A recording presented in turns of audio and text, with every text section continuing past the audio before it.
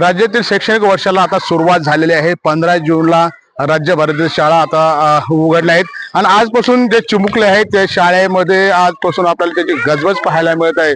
अनेक ठिकाणी विद्यार्थ्यांच्या स्वागतासाठी ढोल ताशे फुलांचं देखील त्यांचे स्वागत, फुलं टाकून त्यांचे स्वागत करण्यात आले, रांगोळी टाकून देखील त्यांचे स्वागत केलेलं आहे आणि आजपासून खऱ्या अर्थाने या शैक्षणिक वर्षाला सुरुवात झालेली आहे। मात्र छत्रपती संभाजीनगरच्या पळशी या ठिकाणी आज मी आलेलो आहे। आपण पाहू शकता माझ्या पाठीमागं। मात्र या ठिकाणी जी शाळा आहे ही 1977 शाळा असल्याचे बोलले जाते आणि अतिशय जीर्ण झालेली ही शाळा आहे आणि या शाळेमध्ये मात्र आज जे शैक्षणिक वर्षाला सुरुवात झालेले विद्यार्थी आहेत हे विद्यार्थ्यांची सुरुवात या शाळेमध्ये होणार आहे। आपण पाहू शकतो ही शाळा अक्षरशः मोडकळीस आलेली आहे। अनेक ठिकाणचे पत्र देखील या ठिकाणी उडालेले आहेत, पत्र मोडलेले आहेत, त्याच्या भिंती ज्या आहेत त्या भिंती देखील पडल्याच्या देखील आपल्याला पाहायला मिळत आहे। खऱ्या अर्थाने जे देशाचे उज्ज्वल भविष्य म्हणून त्या विद्यार्थ्याकडे पाहिलं जातं, मुलांकडे पाहिलं जातं, मात्र त्यांच्यासोबत कोणतेही अनुचित प्रकार घडू नये यासाठी पालक काळजी घेतात, शिक्षकही काळजी घेत असतात। मात्र पळशी गावामध्ये अक्षरशः या शाळेची अत्यंत दूर अवस्था झाल्याचं आपल्याला पाहायला मिळत आहे। एक पूर्ण शाळा जी आहे तर जीर्ण झालेली, तिथे पत्रे देखील सडलेले आहेत आणि विद्यार्थी कुठेतरी आपला जीव मुठीत धरून या शाळेत बसताना आपल्याला पाहायला मिळते। शिक्षण घेत असताना मात्र त्यांच्या जीविताला मोठा धोका निर्माण होऊ शकतो, कारण की आपण बघू शकतो या ठिकाणी पूर्णतः ही शाळा जी आहे ती मोडकळीस आलेली आहे। त्यामुळे आता पालकाच्याही मनामध्ये कुठेतरी चिंता निर्माण झालेली आहे, शिक्षक वर्गामध्ये देखील चिंता आहे। अनेक वेळेस वारंवार या शाळेचा प्रस्ताव जे आहे तर दुरुस्तीसाठी पाठवण्यात आलेला आहे, मात्र अद्याप याचा प्रस्ताव अजून मंजूर झालेला नाही। त्यामुळे आपण पाहू शकतो की या ठिकाणी जे पत्र आहेत हे पत्र पूर्णतः भिंतीतून बाहेर आलेले आहेत आणि या ठिकाणी पावसाळ्यामध्ये पूर्ण पाणी शाळेमध्ये येतं, त्यामुळे विद्यार्थ्यांना या ठिकाणी मात्र ओलावा निर्माण होतो। शाळेमध्ये विद्यार्थी भिजून जातात आणि या भिंती पाहू शकता आपण पूर्णपणे या भिंती ज्या आहेत तर विखरलेल्या आहेत, यामधून पत्रे बाहेर आलेले आहेत। त्यामुळे कधीही शाळा ही पडू शकते अशी परिस्थिती मात्र या ठिकाणी झाल्याचं देखील आपल्याला पाहायला मिळते। त्यामुळं पालकांमध्ये कुठेतरी चिंता निर्माण झाल्याचं देखील आपल्याला पाहायला मिळते। अत्यंत दूर अवस्था या शाळेची आहे आणि विद्यार्थी मात्र कुठेतरी आपल्या जीव मुठीत धरून या शाळेमध्ये शिकत असताना देखील आपल्याला पाहायला मिळते। आपण पाहू शकता की पळशी मधील हीच ती शाळा आहे। या ठिकाणी मात्र अनेक ठिकाणी आपण पाहू शकतो की जे ओलावा निर्माण झालेल्या ज्या पत्रामधून पाणी येत आहे ते देखील आपल्याला या ठिकाणी येताना पाहायला मिळतंय आणि अशा परिस्थितीमध्ये मात्र शिक्षणाचा धडा घेण्यासाठी विद्यार्थी आपला जीव मुठीत धरून या ठिकाणी शिक्षण घेताना देखील आपल्याला पाहायला मिळते। आपण काही विद्यार्थी आहेत या विद्यार्थ्याशी चर्चा करणार आहोत की नेमकं यांच्या मनामध्ये काय भीती आहे, यांना काय वाटतं हे देखील आपण जाणून घेणार आहोत। दीदी, काय नाव आहे तुझं? ऋतुजा। मला सांग, ही तुमची सगळी शाळा जी आहे तर मोडकीस आलेली आहे, सगळ्या भिंती पडायला आलेल्या आहेत, पत्र देखील निघाले, काय काय भीती वाटते तुला मनामध्ये? सर, मला भीती वाटते की हे पत्र वारा आलं तर पत्र उडून जाईल ही भीती आहे। पाणी आले की सगळं पाणी मध्ये येतं, ओलं होतं, भिंती खूप गळून जातं। आम्हाला वाटतं की भीती आमच्यावर पडणार आहे। अच्छा, मनामध्ये भीती निर्माण होती। हा। कधी ही गोष्ट तू पालकाला सांगितले का? आई वडिलांना कधी सांगितली ही गोष्ट? नाही। बरं, आई वडिला तू सांगितलं नसेल तरी देखील आपण पाहू शकतो या ठिकाणच्या पत्र जे आहेत हे पूर्ण पाणी तुमचे दप्तर भिजून जाते का मग आता? हा, आणि सगळे पुस्तक, वही हे सगळे गळून जातात। अच्छा। आम्हाला जेव्हा धडा शिकाय वाटतं तेव्हा ते सगळे वल होऊन जातो। अच्छा, पण कुठेतरी असं वाटतं की हे पत्र आपल्या अंगावर पडतील असं भीती वाटते? हा, असं भीती वाटते आम्हाला की पत्र आमच्या अंगावर पडले। अच्छा, माझ्यासोबत आणखी एक विद्यार्थी आहे, आपण तिची देखील चर्चा करणार। दीदी, उभा राहते, काय सांगशील? काय वाटतं तुला? ही तुझी सगळ्या भिंती पडायला आलेले आहेत, पत्र देखील गळत आहेत, काय वाटतं तुला? मला वाटतं की आम्ही शिकताना पाऊस येतो, आम्हाला शिकताना डिस्टर्ब होते, ही भिंत सगळी वरलं होते, गळते, खाली पडते। आणि वारं कावतर आलं तर पत्राशी वर उडून जायची भीती वाटते का?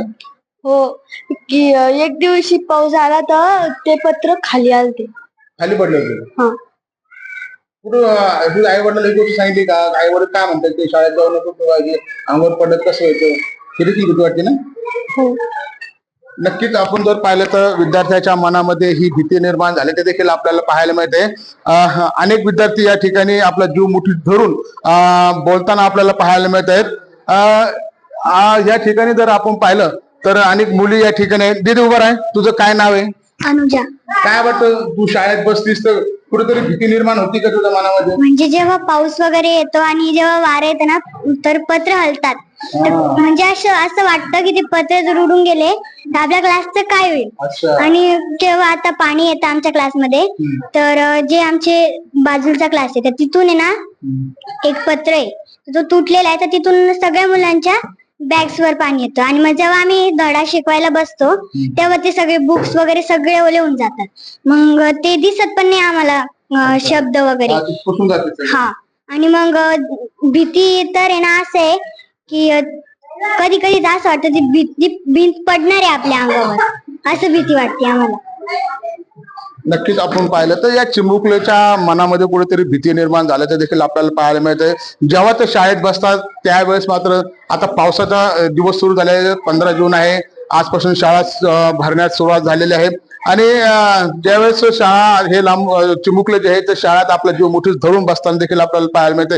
मात्र असं होत असताना आता जे पावसाळ्याचे दिवस आहे अशा वेळेस जर पाऊस आला मोठा पाऊस आला कारण आता अनेक मोठे पाऊस आता अद्याप सुरुवात झालेले नाही. मोठे पावसाला सुरुवात झाल्यानंतर मात्र या मुलाच्या अंगावरती कुठेतरी ही भिंत पडेल का हे पत्र पडतील का अशी भीती मात्र यांच्या मनामध्ये निर्माण झाल्याचं देखील आपल्याला पाहायला मिळते. कुठेतरी हे चिमुकले भीतीच्या वातावरणामध्ये या शाळेमध्ये शिक्षण घेताना आपल्याला पाहायला मिळत आहे आणि अक्षरशः या भिंती ज्या आहेत त्या पडायला आलेल्या आहेत. ज्या ठिकाणी मुलांचे भविष्य घडवलं जातं त्यांचे उज्ज्वल भविष्य निर्माण केलं जातं अशाच ठिकाणी जर उद्या हे भिंत अंगावर पडली तर याची जिम्मेदार कोण असा प्रश्न देखील या विद्यार्थ्याच्या पालकासमोर उभा राहता आणि आपल्याला पाहायला मिळतं. या शिक्षण या ठिकाणचे जे हेडमास्टर आहेत आपण त्यांची चर्चा करणार की यांचे देखील काय म्हणा सर. अक्षरशः पूर्ण भीती पडायला आलेल्या आहेत पूर्ण पत्रे उडलेले आहेत काही जीर्ण झालेले आहेत विद्यार्थ्याच्या मनामध्ये भीती निर्माण आहे.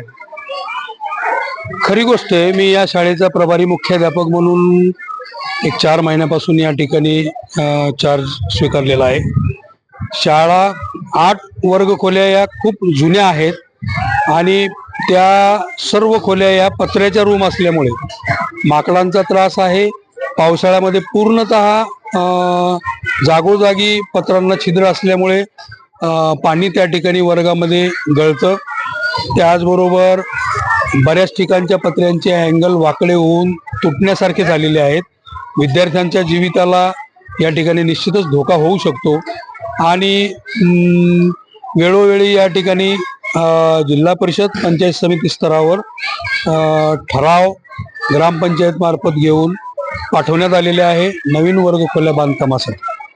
मला सांगा हे होत असताना मात्र जे काय भीती आहे त्या पूर्णतः जीर्ण झालेल्या आहेत. आता अद्याप पावसाला सुरुवात झाली नाही मात्र उद्या जर मोठे पाऊस आले तर ह्या जीविताचं मुलांचं जे उद्याचं भवितव्य आहे उद्याचे देशाचे उज्ज्वल भविष्य निर्माण करणारे हे विद्यार्थी असतात यांच्या जर जीवाला धोका निर्माण झाला तर याची जिम्मेदारी कोणाची आहे.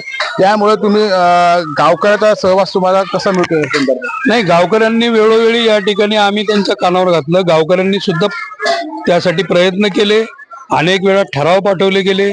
पंचायत समिती स्तरावर अधिकारी आमच्या दारी नावाचा एक कार्यक्रम देखील या ठिकाणी झाला होता. त्यावेळेस विविध अधिकाऱ्यांनी येऊन या ठिकाणी सर्वे केला. माननीय न्यायमूर्तींचा देखील या ठिकाणी इमारतींच्या जुन्या मोडकळी झालेल्या इमारतींचा सर्वे झालेला आहे आणि त्याचबरोबर नवीन पंचायत समिती सदस्य यांनी आत्ताच एक 15 दिवसाखाली देखील ठराव मागून घेऊन ग्रामपंचायतीचा त्याला ठराव लावून आम्ही निश्चितच जिल्हा परिषदपर्यंत तो ठराव पोहोचू आणि शाळा बांधकामाच्या विषयी वर्ग खोल्या बांधकामाच्या विषयी प्रयत्नशील राहू अशा प्रकारे त्यांनी सांगितलेलं आहे. नक्कीच आपण पाहिलं तर अनेक प्रस्ताव शाळेतर्फे गेलेले आहेत मात्र शिक्षण विभाग कुठेतरी झोपीच्या सोंग घेत आहे का. कारण की हे जे चिमुकले आहेत हे उद्याचं भवितव्य आहे देश घडवणारं भवितव्य आहे आणि जर उद्या ही शाळा कोणा भिंत किंवा पत्रे विद्यार्थ्याच्या अंगावर पडले आणि कोणाच्या जीविताचा धोका निर्माण झाला तर याची जबाबदारी कोणाची आहे हा सर्वात महत्वाचा प्रश्न मात्र या प्रसंगी उभा राहताना आपल्याला पाहायला मिळत आहे. संजय आहेर, पळशी, छत्रपती संभाजीनगर.